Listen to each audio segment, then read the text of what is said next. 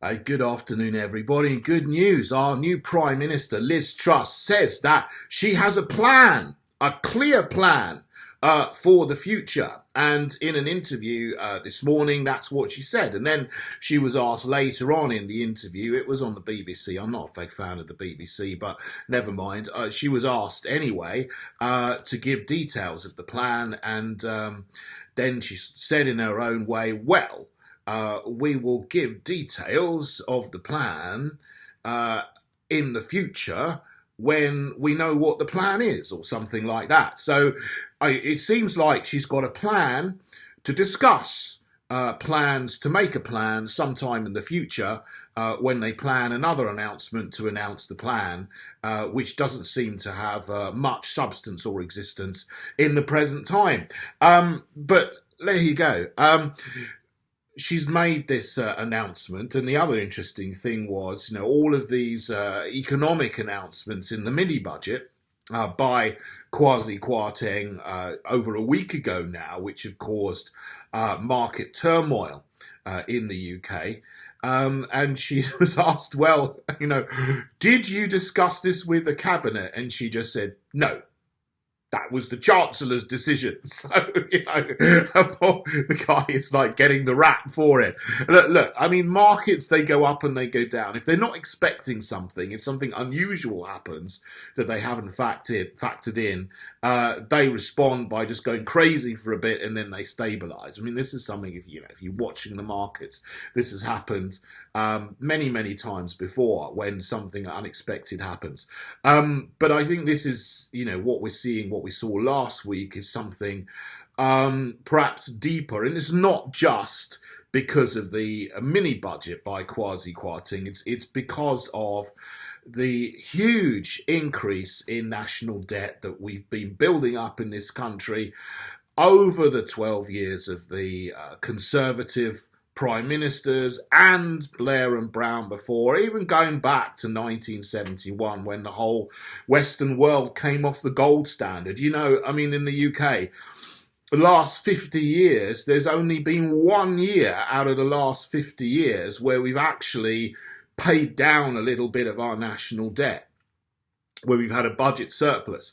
49 out of 50 years, the last 50 years, we've had a budget deficit. And so the national debt's been going up and up and up and up and up. And now it stands at 2.4 trillion, something like that, which is not going to be paid back for 100 years, and that's if we stop borrowing now. If we said right now we're going to be financially responsible, we're going to live within our means, we would still be paying back this national debt, long before I've gone, way after I've gone, and our children and grandchildren's generation would be still paying that back until finally we could be financially free as a nation. That's the profligacy of all the prime ministers over the last 50 years.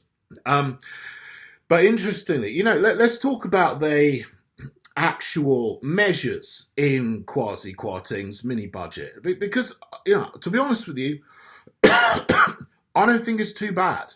And, people say, oh, it's terrible, they cut the top rate of tax from 45 to 40%.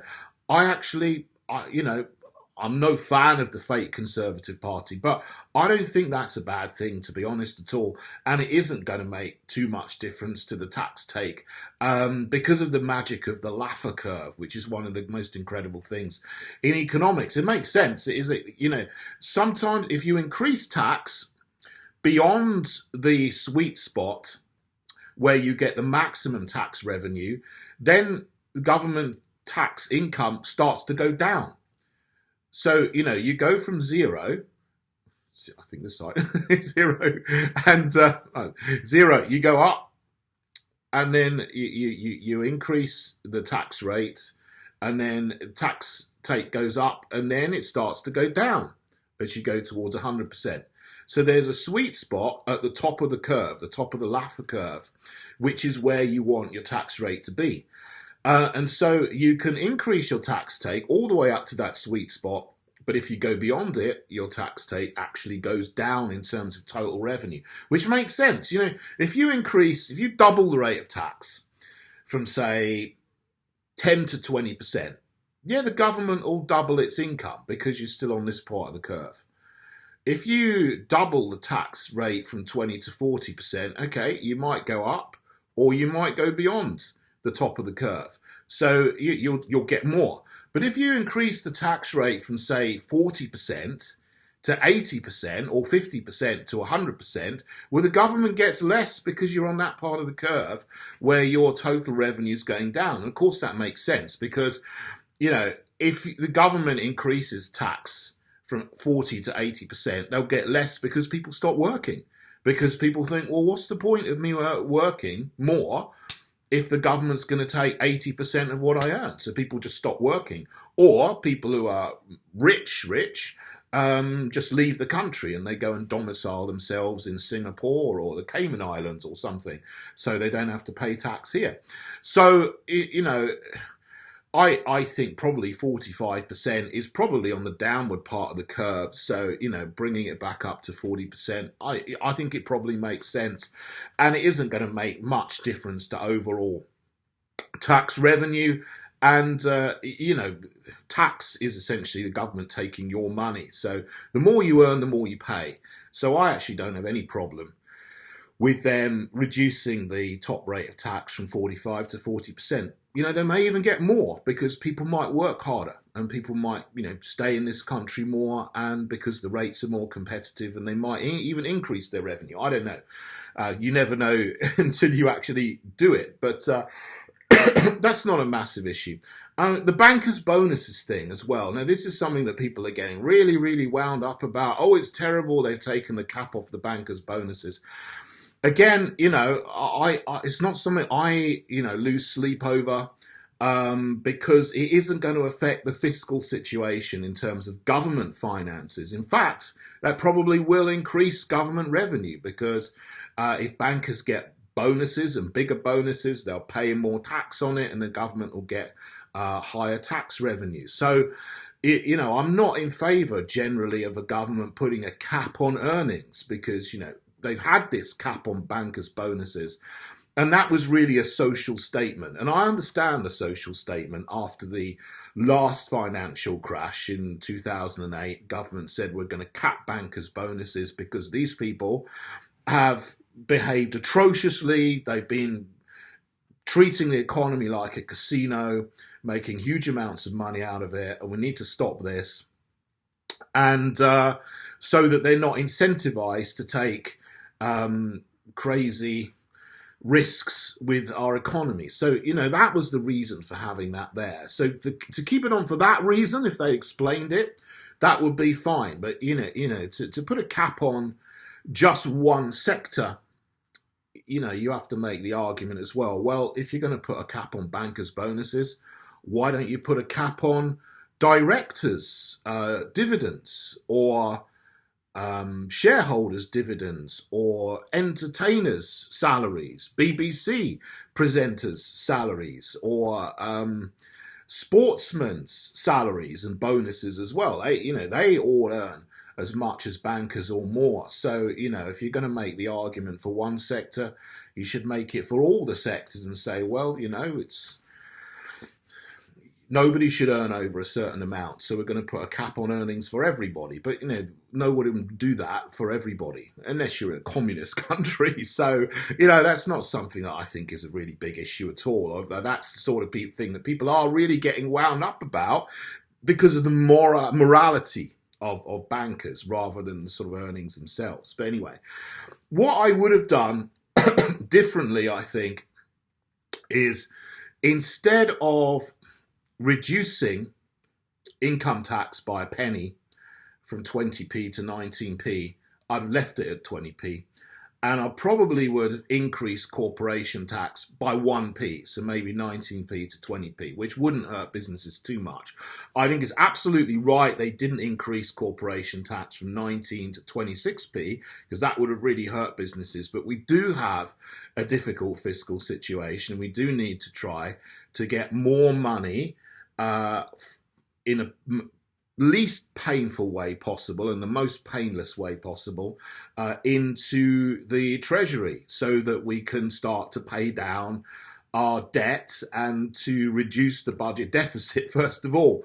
I think they're absolutely right to scrap the increase in national insurance as well by 1.25%, which was going to come in. That's not going to come in now, which is very good.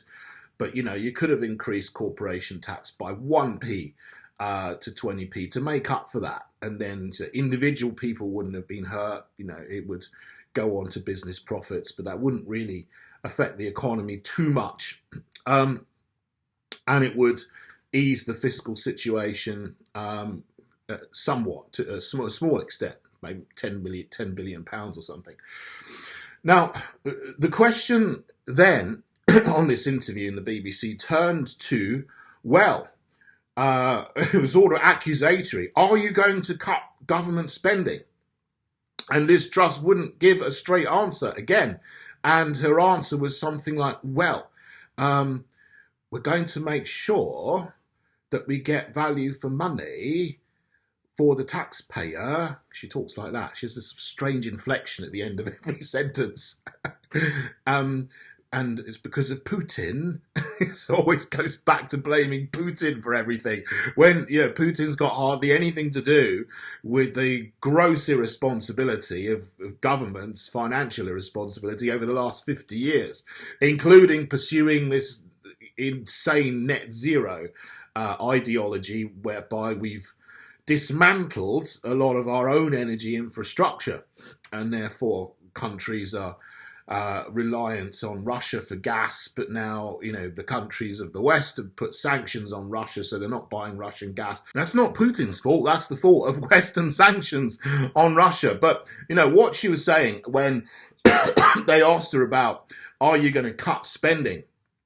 She wouldn't give a straight answer. They asked her, this was Laura Kuenssberg, asked her this morning on the BBC interview, 3 times are you going to cut government spending? And 3 times or more, Liz Truss wouldn't give a straight answer. She kept on saying, I'm going to just make sure we get value for money for the taxpayer. Well, I would have said, you're damn right we're going to cut government spending. Government spending has been totally profligate and wasteful for the last 50 years. We spend billions of pounds on rubbish that we don't need. HS2, hotels for migrants, diversity officers, subsidies for wind power, subsidies for solar power, all kinds of other things that we don't sort of pay EU fees anymore, but there's foreign aid, 14 billion pounds of foreign aid. Yeah, I'd keep 3 or 4 billion for disaster and emergency relief run by the military, but 10 billion pounds a year going on stuff that we have no clue where it goes to most of the time. It just goes into a black hole. We spend as much on foreign aid as we do on the police services in England and Wales combined. It's ridiculous.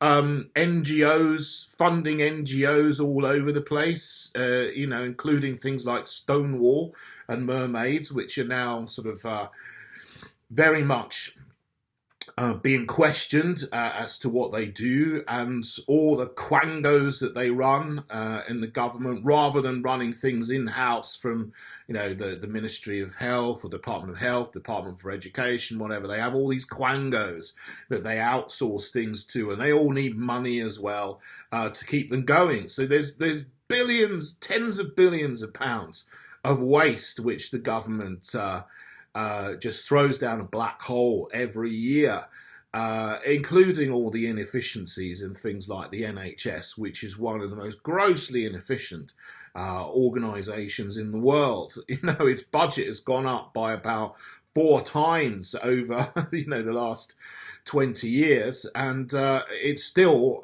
has completely terrible outcomes in terms of patient care for many, many people. Waiting lists for 5 years or so now. And all the wastage that we've had over the last 2 years of lockdown and furlough and all this PPE equipment that they bought, with a lot of it, billions of pounds of it, is just unusable. It's been thrown away. That's billions and billions of pounds down a black hole. So there's huge amounts of inefficiency and wastage in government spending. So I would have said to that question, yeah, we're gonna cut government spending really, really severely in order to bring our expenditure level back with our income, so that we don't spend more than we get in tax take in terms of direct taxation, and then we don't need to borrow anymore, so we get the borrowing requirement down to zero or even negative, so that we can start to pay back our national debt, which of course then will be good for inflation, because increasing the national debt increases inflation. If you don't increase the national debt, then that's deflationary to some extent, or it reduces inflation, which is what we need to do, because that's one of the things which is causing the inflation problem, which is hurting families and businesses all over the country. So she didn't seem to have a plan about that. And didn't seem to want to mention that, but I think that's what I would do, and that's the difference between me and people who can actually speak freely and do have a plan, rather than these fake conservatives who just seem to be making things up on the hoof, and are not really too much different to Labour, Lib Dem, Green, fake conservative, SNP. They'd all essentially do very similar things and continue wrecking our economy. So let's vote them out next time. And for the Heritage Party, we just had a conference last Saturday, which is a wonderful, wonderful day. Lots of people came, had a great day. We're putting the speeches up over this week and so on. Please have a look at them and read our manifesto, and come and join us in the Heritage Party. Come and stand for us, support us, vote for us, please. Or even, subscribe to my channel, subscribe to our channels as well, and give us thumbs up on social media. At least that helps us. But please do consider getting involved, because we need to build a movement that can get rid of all these people who have been running our country into the ground for the last 25 years or more, and start to rebuild our nation again. So if you can do that, please do join in. Okay, thank you everybody. God bless you all.